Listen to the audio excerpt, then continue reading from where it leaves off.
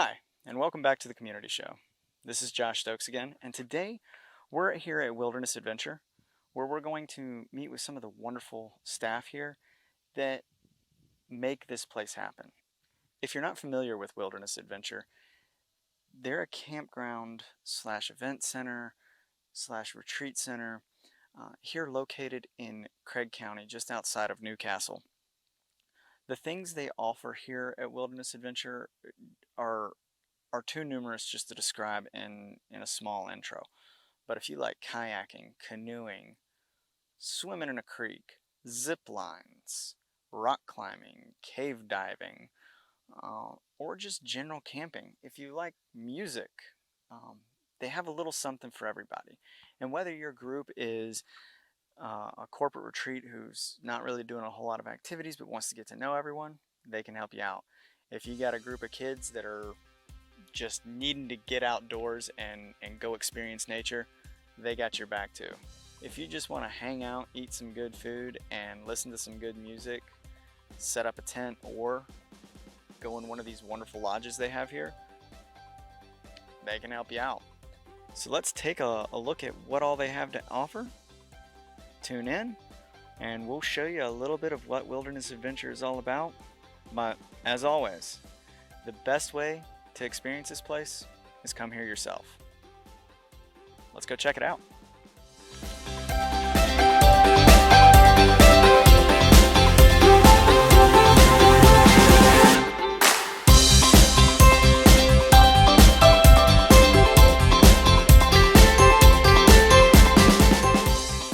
All right, so I'm here with Dustin at Wilderness Adventure, and let's start off with just tell us, what do you do here? Absolutely. I'm the director of operations here, so I oversee everything that we do here. We basically have three main programs that we run at Wilderness Adventure, and right now we're in the heat of what we call our foundational program, which is our summer adventure camp. So right now we've got kids that are out in the field. We've got three trips, actually four trips that are out right now. They're all backpacking. During their trip, they're backpacking, kayaking, canoeing, rock climbing, caving, and mountain biking. So they're doing a lot of things while they're out there. Um, so for the past 33 years, we've been running our summer adventure camp. So during the summer, I definitely oversee that and all the hiring and the training for all of our staff members that we hire for that. And then during the year, so year round, we run a group program. So we have groups that come and visit us from all over the place, everything from school groups and college and university groups to corporate groups, family reunions, weddings, you name it. And they come and they stay in our lodges. We've got two really nice big lodges here that sleep, I think we can sleep 80 people on the property.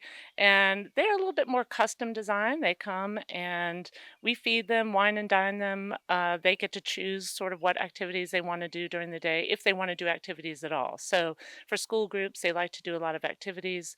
For family reunions, sometimes they just want to ride our zip line and go tubing and eat food and relax in the creek. And then we have our third sort of branch of wilderness adventure, and this was actually birthed out of COVID, and that is we have a campground that runs year round, so people can come out and camp. We do live music on the weekends, and we also host a bunch of special events throughout the year. We run a yoga retreat called Yoga Venture. We have a couple music festivals, one called Camp Reckoning and Wa Fest, and so that's kind of another branch that we work to promote, and that's the one area that's open to the public. So the public can come out any weekend, enjoy those things. They can come out in small groups as individuals. Whereas our summer program, obviously, you have to be registered for summer camp. And our group program, you're usually coming with a group of some sort. So, yeah, in a nutshell, that's what I do. So with the kind of the summer programs, is this generally organized as a group that all the kids who don't know each other come at a set schedule time, or is this generally like an organization like maybe a church or a summer school that contacts you with an already pre-created group? Yep, good question. Nope, these are all individual signups. So when we have sessions, the max amount of kids in one session is 12. Generally, I would say 90% of the kids that come to Wilderness Adventure do not know each other. So they're broken into groups by age. Yeah, and they sign up. A lot of our sessions are full. So they sign up for either a 1 week trip, uh, a 2 week trip, and we have one 3 week trip that we offer every summer. So, yep, they come from all over, generally Virginia, Maryland, North Carolina, but we have lots of kids from New York, from Florida, from Colorado, Texas. So they come from all over the states for their trip. So for all the flatlanders out here, is it a little bit of a culture shock with some of the hiking? Um, we take everybody really from a beginner level. Sometimes the older age groups, they do more backpacking. They might have 3 days in a row on a longer trip where they're doing anywhere from 6 to 9 miles a day. We try to take it slow, and sometimes actually we have a really high temperatures right now. We will alter our schedule if we feel like it's just too hot for a group to do that much. So we'll change their schedule, maybe get them in the water a little bit more. So we try to read the group and help them out. Yeah. You mentioned caving. So when it comes to the caving, isn't it true that this is one of the areas that you can experience complete pitch black darkness? Oh, yeah. Actually, Virginia and actually west into Kentucky, we live in a very karst environment. So we have lots of caves around here, which makes it amazing. So when we take our groups into the caves, we do a lot of cave ecology. We are very respectful of the caves. They wear cave suits and gloves and their helmets and headlamps. And usually every single time they head into a cave, our instructors, depending on the group, because some are squirrely, but if they're a great group in there, then we let them have a minute of just complete darkness. So we turn our headlights off, and you can't even see your hand in front of your face. And it's just very rare that people have that sort of dark experience. Yeah, they love it.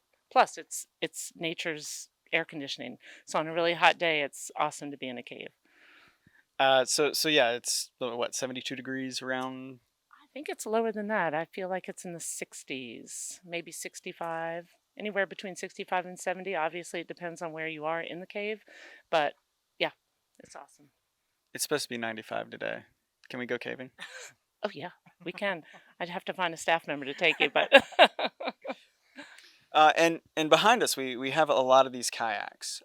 You do have the pond over there, and we'll show that.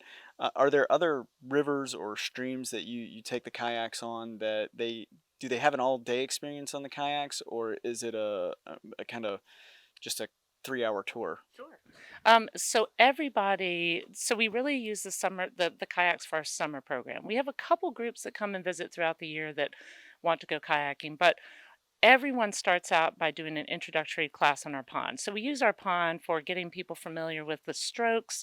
Most people have never kayaked a whitewater kayak, so they don't go straight. They do a lot of spinning. It can be very difficult. We have everybody put on spray skirts, which covers the cockpit of the boat, practice flipping upside down so they know how to get out of the boat in case they flip. So we have everybody do an intro class, and then our older ages 13 and up, they definitely hit the New River, or they hit part of the James River and do class two, maybe class three rapids. Class two, class three, it just depends on water level. It's an all day trip. So, yeah. And they love it. It's a hard trip to do for our year-round group program because they are gone from the property all day. Most people for our group program tend to stick around here and do the things that are on the property. But yeah, in the summertime, we spend a lot of time kayaking. And you also mentioned that this is also used as I guess event venue with family reunions, weddings, things like that, corporate retreats. How often are you engaging in the corporate retreats and weddings outside of the summer? Oh, so all the time. The summertime, our group program sort of slows down. You can imagine school's not in session anymore. However, we did just have a family reunion a couple weeks ago. We have another family reunion and quite a few weddings. But the spring and the fall are packed with school groups, universities, corporate groups. So we host them all the time. We have our staff that's a little bit more hospitality, customer service based.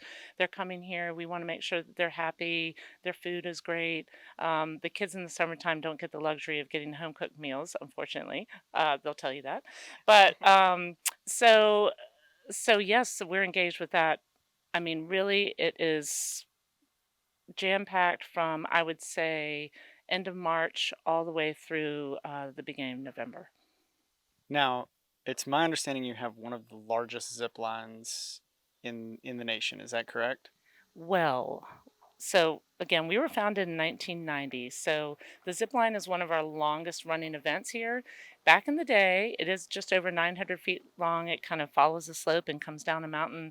It's quite a little ride. You get a nice little clip going. Back in the day, yes, it was the longest zip line east of the Mississippi. I would say, though, in the past 10 to 15 years, zip lines and rope courses have popped up everywhere, and now there are much longer zip lines out there. But I'm still willing to bet that this is one of the best rides, for sure. And you stop just over a body of water, right? Yeah, you stop over the pond, and hopefully you don't have to drop into the pond. I'm teasing. Ride the zip line and find out how you get down. That's right. Exactly. Exactly. Thank you so much, Dustin. Absolutely. It's been a pleasure. This is beautiful property. Is there anything else you want our viewers to know about this gorgeous landscape? I think one of the things that's just most special to us, like I was mentioning earlier, is that after COVID, prior to COVID, if you were just a family or an individual, there were no opportunities for you to come out here unless you were with a group or you sent a child to camp. And I think one of the neatest things for us is now being open year round to the public with our campground. On some weekends, you can rent lodging in our lodges and having live music.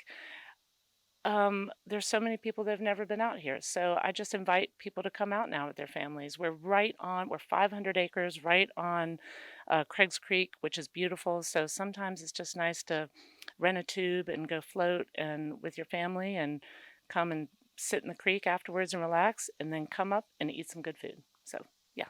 And there's plenty of winter activities too. Yeah, I mean, the wintertime is definitely slower, but our lodge is a big log cabin lodge with a big fireplace. So we love making fires in the wintertime. Of course, being on the pond, but we've got loads of hiking. We back up to national forests. So you have access to, you know, just acres and acres of national forest. And actually, Craig County is about 60% national forest or wilderness. So there's no lack of things to do. That's for sure. So you never know what kind of wilderness you're going to see when you're up here. That's very true. Lots of turkeys, deer, raccoons. We have lots of raccoons, pesky raccoons. That's right. So yeah, we love to have visitors. All right. Well, thanks again, You're Dustin. welcome. This has been a Thank you. pleasure. Really.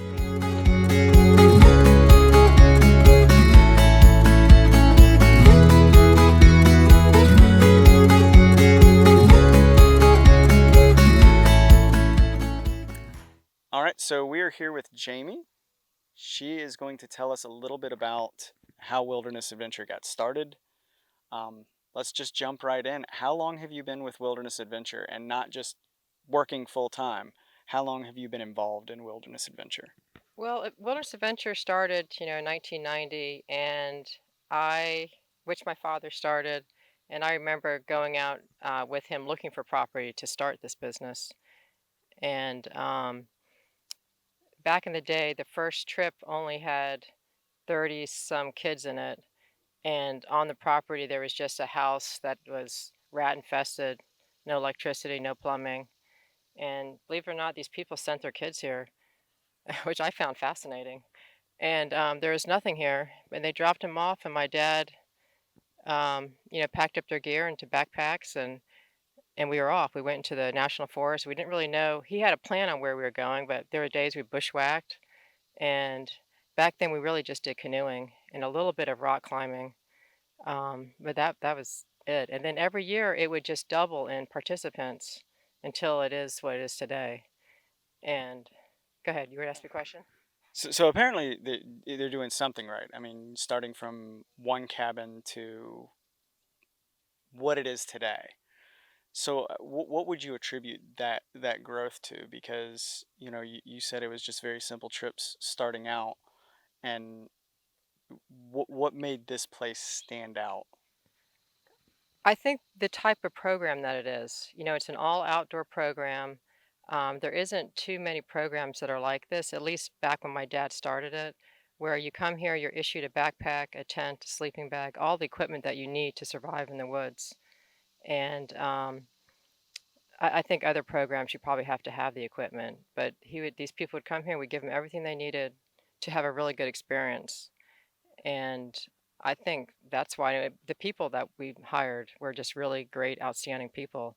And my dad is, he's a great leader. My dad was a Boy Scout leader, but he was a different Boy Scout leader. Most Boy Scouts back in the day would do more car camping, and it drove him nuts. He's like, these kids need to be really outside, and they need to be out in the national forest. They need to be on the Appalachian Trail. So I remember we lived in Rhode Island at the time, and he decided he was going to take his whole Boy Scout troop on the Appalachian Trail for 2 weeks. And he got all these kids together. They all had to go out and get their backpacks and everything, and he led them on the Appalachian Trail. And so when he retired from the military, he decided this is what he wanted to do. And he started this whole program. And they had no idea whether it was going to work or not. They just advertised it in the back of like the Washington Post. And then believe it or not, 36 kids signed up that first year. The next year it was 60 something. And then it doubled and tripled and quadrupled from the time that he started it to what it is now. And then the group programming came in maybe 5 years later. They started working on groups. And then with COVID, we opened it up to the public. And that's where you have the music and the outposts and the food. And so now the public can come here. So a lot of the public events and everything was birthed out of COVID, and that has helped increase the visibility of the other things you have to offer. Correct? Right. Most people, if you were to come to Wilderness Adventure before COVID, you came here with either a group or you came here as an individual with the outdoor program. But you couldn't just come here. But now you can. It's open up to the public and you can come and go tubing, you can go canoeing, come and listen to live music on the weekends. Um, yeah, we offer all kinds of things. We have weddings here, which we've done that for a while now. So as this has grown, you've been here from the beginning. Would you say that this this amazing property has grown to what it is, just starting off with a dream and a can-do attitude? Exactly. I think that this all started because my dad had a vision, and he had a vision of getting people outside and getting them out of the house and stop watching television and just enjoying the outdoors. And it's really about teaching people how to enjoy themselves, like how to camp properly is the basis. How to be comfortable in your own skin outside. Right. Yeah, to teach people that it's okay to be dirty and how to be comfortable with being a little dirty. So, There's a few of us who just love it already, but um, in this place, what everything that's being offered, you've been here from the beginning. Have you seen the changes in people's lives who have experienced this, th- what these programs have to offer? Have you seen some of the guests and some of the groups just create a switch that I guess cuts on and divulges a whole new perspective? definitely, I've definitely seen that with kids that come here. They just love it. Parents I think love it that they drop their kids off here, and their kids when they go home they appreciate so much more. When you leave here, you're going to be a much better person because when you're out in the woods backpacking, you have to help each other, you have to communicate, you have to have a great attitude, and without that, it makes life a lot harder. So parents will pick their kids up from here, and they'll go home, and the kids might offer to do the dishes instead of you having to tell them. They want to help. And yeah, I think that parents love it, and I think kids can see a big difference in their attitude. And that's amazing, having a kid go home and do the dishes. No, I mean, it sounds funny, but it's true. I mean, you do the simple things like doing the dishes, cleaning up, helping someone else, it changes your environment. And I think that's a lot of what the goals are, at least with the youth programs and Wilderness Adventure from its inception. You're right. They have a lot more gratitude towards life. And I think they feel for what their parents are going through in different situations. I think kids in general look at their parents as they don't really know what they're talking about most of the time. I think they have a lot more respect for their parents when they go home. Um, yeah, So, it being what it is today, where do you see the future of Wilderness Adventure moving forward? you totally lose focus on doing the things that are really important, all the small things that make this place great. It's hard to keep that going year after year, and especially if you start growing and you get really big, it's really nice to have. I think it's nice to have a nice family atmosphere. Like our festival that we have coming up, it probably will never be any bigger than 500 people. It'll just be a small number. I don't think we want to get gigantic. It's controllable. You want to do something well. It doesn't have to be big, but you want to do it done. You want to have it done well. Exactly. Yeah, we are all about doing things well, definitely. If you don't do it right the first time, you'll find time to do it right again. Exactly. Thank you so much, Jamie. I really appreciate you taking the time to speak with us.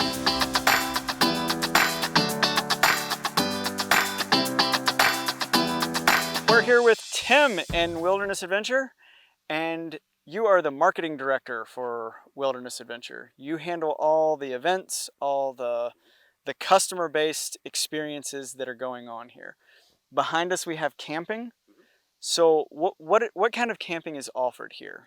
Yeah, absolutely. So we have 20 private sites on site. That way you get your own fire pit, your own picnic table, your own area to kind of spread out. Along with that, we have some spots called the Grove, which are kind of underneath the trees. They're kind of a first come, first serve basis there. Hop in there. And then we also have what we call pitch a tent, which is you bring your tent, you set up wherever we have space on the grounds, and you get to enjoy our 500 acres just by hanging out. All right, so you have a variation of camping types and everything. Uh, how long have you been opening the property up to the public? It's really only been in the last couple years. You know, once COVID hit and our camps kind of slowed down a little bit, we needed to look for an alternative to kind of bring some money in and kind of get people interested in our area. And so we opened up to the public. We started doing musical events and opened our campsite that you can see behind us here, the meadow. That was really our kind of big jump into the camping experience. So. So with a lot of the musical events, you can come up here on a weekend, listen to a band that you can look up the events on the event schedule, right, on your website. Yep, absolutely. We have all of our events posted on our event schedule on our website as well as on Facebook, and we share them to a lot of local event pages as well. So I can come up, take a look at a band like I'm doing this weekend, pitch a tent, and just enjoy being outside and disconnected with no cell reception and no way to be gotten a hold of, right? Absolutely, yeah. And along with that, we also offer activities all weekends during those weekends. So anything from tubing to canoeing, we run shuttles up the river so you can ride right out in front of us, to zip lining, and even just sitting in the creek right near our entrance is always a great time to cool down. So it's not just the camping. So you're not just making s'mores by a fire and singing songs. There's a ton to do here. So when you go camping, like you said, there's canoeing, there's zip lining. How do people get involved in these activities while they're here camping? Yep. So once people come and check in, we have what we call our outpost. This is where we serve food all weekend that's available for campers and stuff as well. And at that, they can sign up for activities ahead of time. We run shuttles all throughout the weekend. So you just sign up ahead of time and you can hop out and we can take you up and so you can have fun coming down the river. That sounds awesome. Uh, and Saturday nights, mostly Saturday nights is when the music is happening. When when you come and enjoy the music, what time does kind of the festivities at the music start? Yeah, so normally our Saturday music starts about 6 o'clock, runs till about 10 o'clock on Saturdays. The band will take a short break in between, but during that whole time, we have our outpost open, serving drinks and food, as well as a stage bar, so you don't have to miss the music, and you can still keep hanging out and having a great time. So come thirsty and hungry, right? That's it, absolutely. We have some of the best food this side of McAfee's Knob. So I remember the food here. It is really good. Now, you also have Wafest coming up here in August. tell me a little bit about how that got started and what it is that people would experience who come up to see WaFest. Yeah, so even before we opened to the public, we really wanted to have an opportunity for people to come out to the site, see what was going on, see what we were doing, so that we could really spread our love of the outdoors and that we have camps going on. So we would get it started it to kind of bring families out so they could see what was going on and we could talk to them a little bit about the camps we have going on. But it took a hiatus for a couple years, but this year we're bringing it back stronger than ever, and we're excited to have kind of a weekend full of live music, delicious food, friends and family, and just camping and lodging and all kinds of fun stuff. And we can find out more about that on your website and your Facebook page, correct? Absolutely. Yep. We'll be sharing that all over. We've got posters all over town, but we're super excited. The bands that are coming are going to be great. It's going to be a really great weekend. How do I get tickets? Go online to our website. We have a little banner right at the top of our website. When you get there, you click it, go there. The tickets are available for purchase from there. And then we have about a show each month, September, October, November. We'll have shows as well. So I can't wait.